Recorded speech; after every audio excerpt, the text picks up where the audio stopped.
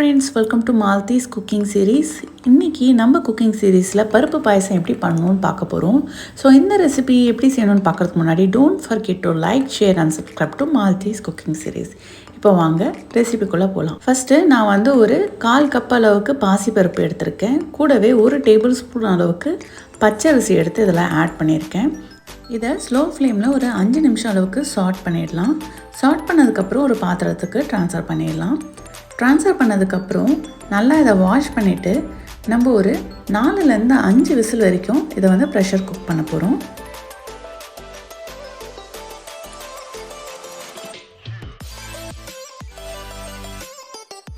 இப்போ நம்ம பாசிப்பருப்பு நல்லாவே ரெடி ஆகிடுச்சு. இப்போ இதை ஒரு கரண்டி வச்சு நல்லா ஸ்மாஷ் பண்ணி விடுங்க. அப்போ தான் நமக்கு நல்ல ஒரு கன்சிஸ்டன்சி கிடைக்கும். முழுசாக இருந்தால் நல்லா இருக்காது. ஸோ நல்லா ஸ்மாஷ் பண்ணி விடுங்க. ஸ்மாஷ் பண்ணதுக்கப்புறம் இதை தனியாக எடுத்து வச்சுக்கோங்க. நம்ம ஒரு பேன் எடுத்துக்கலாம். அது ஹீட் ஆனதுக்கப்புறம் 1 டேபிள் ஸ்பூன் அளவுக்கு இதில் கீ ஆட் பண்ணிவிட்டு, ஒரு கைப்பிடி இதில் கேஷ்யூஸ் ஆட் பண்ணிவிட்டு, கூடவே ஒரு கைப்பிடி அளவுக்கு கோகோனட் நல்லா பல்லாக வச்சுருக்க கோகோனட் இதில் ஆட் பண்ணிவிட்டு இதை நல்லா இந்த நெய்யில் ரோஸ்ட் பண்ண போகிறோம். இது ரோஸ்ட் ஆனதுக்கப்புறம் நம்ம வச்சுருக்க பாசி பருப்பை இது கூட ஆட் பண்ண போகிறோம். இப்போ நம்ம இதை ஆட் பண்ணிடலாம். ஆட் பண்ணதுக்கப்புறம் நல்லா இதை ஸ்மாஷ் பண்ணி விடுங்க. அந்த கட்டியெல்லாம் இல்லாமல் நல்லா ஸ்மாஷ் பண்ணி விடுங்க. கூடவே ஒரு 1/2 கப் அளவுக்கு வாட்டர் ஆட் பண்ணிவிட்டு திருப்பி நல்லா ஸ்மாஷ் பண்ணி இதை மிக்ஸ் பண்ணி விடுங்க. மிக்ஸ் பண்ணதுக்கப்புறம் நம்ம இதில் வெல்லம் ஆட் பண்ணலாம். நான் 1/4 கப் அளவுக்கு வெல்லம் ஆட் பண்ணியிருக்கேன். ஈக்குவல் அமௌண்ட் ஆட் பண்ணலாம், இல்லைனா அது கூட கொஞ்சம் ஒரு 1/4 கப் ஜாஸ்தியாகவும் ஆட் பண்ணலாம், உங்கள் வெல்லத்தோட ஸ்வீட்னஸ் பொறுத்து. ஸோ ஆட் பண்ணதுக்கப்புறம் இந்த மாதிரி நல்லா மிக்ஸ் பண்ணி விடுங்க. இப்படி மிக்ஸ் பண்ணதுக்கப்புறம் இதை நல்லா கொதிக்க விடுங்க.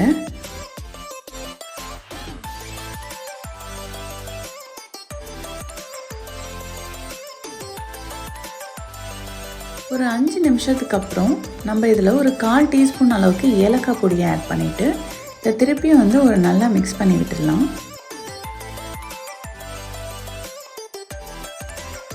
இதை நல்லா மிக்ஸ் பண்ணதுக்கப்புறம் நான் 1 கப் அளவுக்கு தேங்காய் பால் ஆட் பண்ணுறேன்.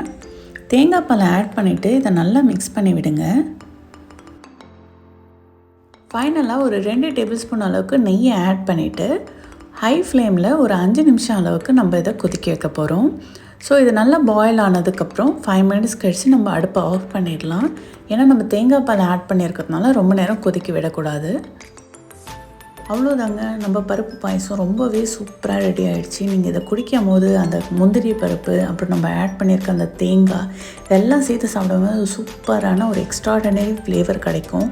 ஸோ கண்டிப்பாக இந்த ரெசிபி உங்கள் வீட்டில் ட்ரை பண்ணி பாருங்கள். ட்ரை பண்ணி பார்த்துட்டு எப்படி இருக்குன்னு மறக்காமல் கமெண்ட் செக்ஷனில் கமெண்ட் பண்ணுங்கள். என்னோடய வீடியோஸ் உங்களுக்கு பிடிச்சிருந்தா don't forget to like, share and subscribe to Maldives cooking series. Thanks for வாட்சிங்.